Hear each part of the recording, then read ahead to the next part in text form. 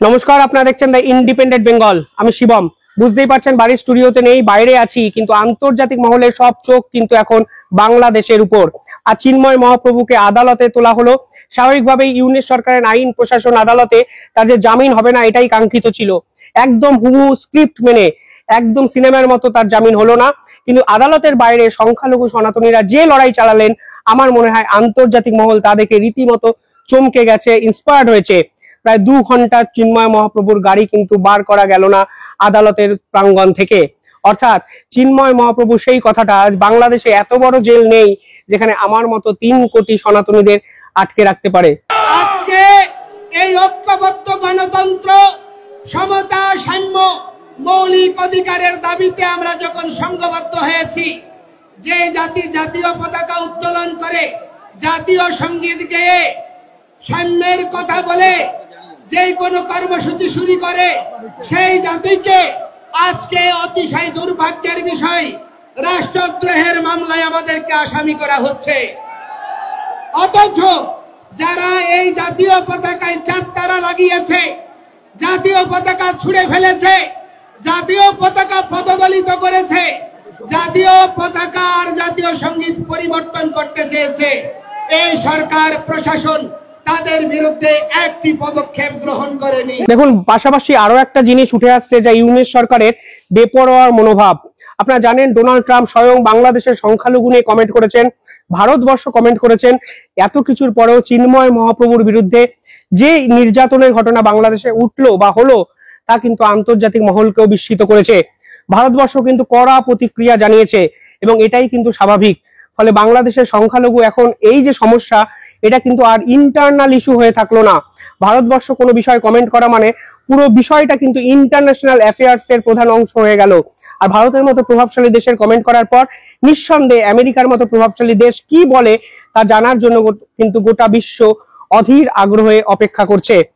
আজকে আমরা যখন কর্মসূচি করতে গিয়েছি, জেলা স্কুল থেকে এখানে আমাদেরকে ট্রান্সফার করা হয়েছে, আমাদেরকে হোটেল ছাড়তে বাধ্য করা হয়েছে পুলিশ সুপারের নির্দেশে। আমি বলতে চাই, আজকে ডিসি মহোদয় বলছে রংপুরের লোক না হলে নাকি কথা বলা যাবে না। আরে ভাই, তুমি আমার টাকায়, আমার ট্যাক্সে তুমি চাকরি করছো।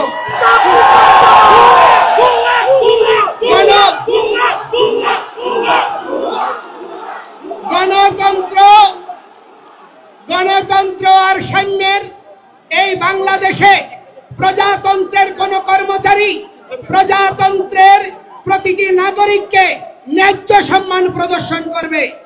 অথচ আজ পর্যন্ত সেই প্রচেষ্টাকারীদেরকে কখনো দণ্ড দেওয়া হয়নি, বরঞ্চ তাদেরকে পুরস্কৃত করা হয়েছে। এই অবস্থা আমরা মেনে নিতে পারি না। এই ডিসি কে অবিলম্বে প্রত্যাহার করতে হবে। আজকে রাম মন্দির যে প্রধান পুরোহিত, তিনি একটা অদ্ভুত কথা বলেছেন। তিনি বলেছেন পাকিস্তানে তো এই ধরনের ঘটনা ঘটে, পাকিস্তানে তো এইভাবে সংখ্যালঘু বা হিন্দুরা নির্যাতিত হয়, বাংলাদেশে কেন এই ধরনের ঘটনা ঘটবে? শেখ হাসিনার সময়কে তিনি কার্যত মনে করিয়ে দিতে চেয়েছেন। দেখুন, শেখ হাসিনার সময়ও টুকরো টাকরা এই ধরনের ঘটনা ঘটেছে, কিন্তু আসল কথা হলো সরকার এই পুরো বিষয়টা কিভাবে ট্যাকেল করছে তার উপরে কিন্তু আন্তর্জাতিক স্তরে বাংলাদেশের গরিমা বা বাংলাদেশের যে ভাবমূর্তি তা ডিপেন্ড করতো। কিন্তু এক্ষেত্রে ইউনিশ সরকার কার্যত সংখ্যালঘু ইস্যু কিন্তু সম্পূর্ণভাবে ভুলভাবে ট্যাকেল করেছে এবং সংখ্যালঘুদের প্রতিবাদ নিয়ে কার্যত হিমশিম খেয়েছে।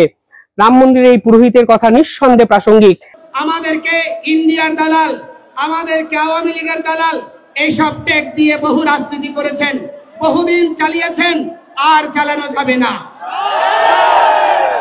আজকে আমরা আর বিভক্ত নই। আজকে নারায়ে তাকবীর, আল্লাহু আকবার, এটি আল্লাহর পবিত্র নাম। এটি যদি জামায়াত ইসলামী নিলে দোষ না হয়, এটা সৌদি আরবের যদি স্লোগান না হয়। জয় শ্রীরাম আমার প্রভুর আরাধ্যের নাম,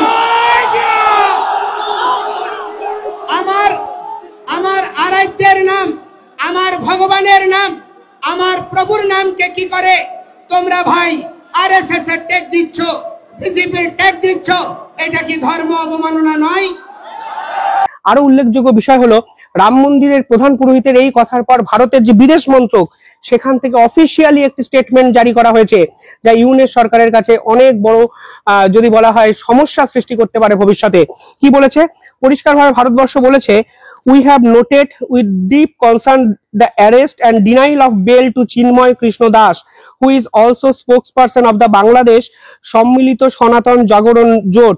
The incident follows the multiple attacks of Hindus and the other minorities by extremist element in Bangladesh. We urge Bangladesh authorities to ensure the safety and security of Hindus of all minorities. দেখুন, এই ধরনের কথাবার্তা বলে last লাইনে বাংলাদেশ বলে মানে ভারত বাংলাদেশকে আবেদন জানিয়েছে, including their rights of freedom of peaceful assembly and expression. অর্থাৎ কেন গণতন্ত্রের উপায়ে যারা আন্দোলন চালাচ্ছে তাদের উপরে এই ধরনের আচরণ হবে? কি চেয়েছে এই সনাতনী সংখ্যালঘুরা? কি চেয়েছে চিন্ময় মহাপ্রভুর মতো এইরকম স্বনামধন্য ব্যক্তিত্বরা? তারা কিন্তু পরিষ্কারভাবে সংখ্যালঘুদের যে দাবি, অর্থাৎ সংখ্যালঘুদের যে ইচ্ছা, সংখ্যালঘুদের যে অধিকার, তার আদায় করার জন্য লড়াই করেছে। আজকে মাননীয় প্রধান উপদেষ্টা বলেছেন, আমরা হচ্ছি বাংলাদেশি, আমরা সংখ্যালঘু নই। যদি আমরা বাংলাদেশি হই, 15,000 কোটি টাকার বরাদ্দ যে ধর্ম মন্ত্রণালয়ে, সেখানে কি করে 200 কোটি টাকার থোক বরাদ্দ হতে পারে 3টা ধর্মাবলম্বীর জন্য? সেখানে কি সমতা প্রদর্শিত হয়েছে? কিন্তু যেভাবে চিন্ময় মহাপ্রভুদের ভারতীয় দালাল, রয়ের এজেন্ট এই ধরনের কথা বলে কার্যত গোটা বিশ্বের সনাতনী সংখ্যালঘুদের অপমান করা হয়েছে, তার বিপক্ষেই কিন্তু ভারত সরকারের এই ধরনের টুইট। অর্থাৎ রাম মন্দিরের প্রধান পুরোহিতের এই ধরনের কথা এবং ভারত সরকারের এই ধরনের টুইট, নিঃসন্দেহে ইউনিশ সরকারের যে ভাবমূর্তি, তা কিন্তু গোটা বিশ্বের কাছে ফের একবার কলঙ্কিত বা এটা কিন্তু ক্ষতিগ্রস্ত হলো।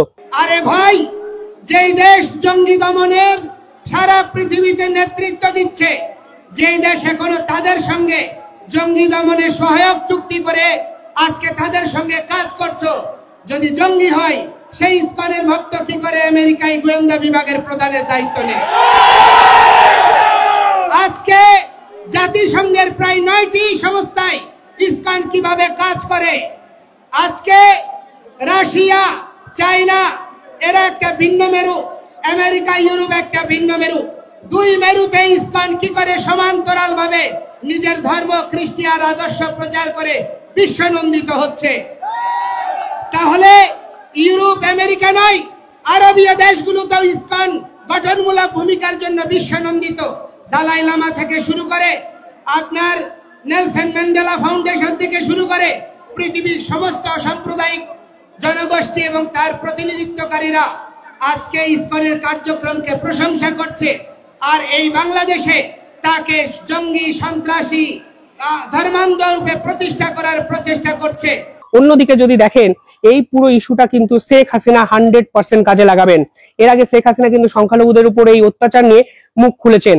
আমার কেন জানি মনে হচ্ছে এই যে আইন প্রশাসনের যে কন্ট্রোল, তা কিন্তু আর ইউনিশ সরকারের হাতে নেই।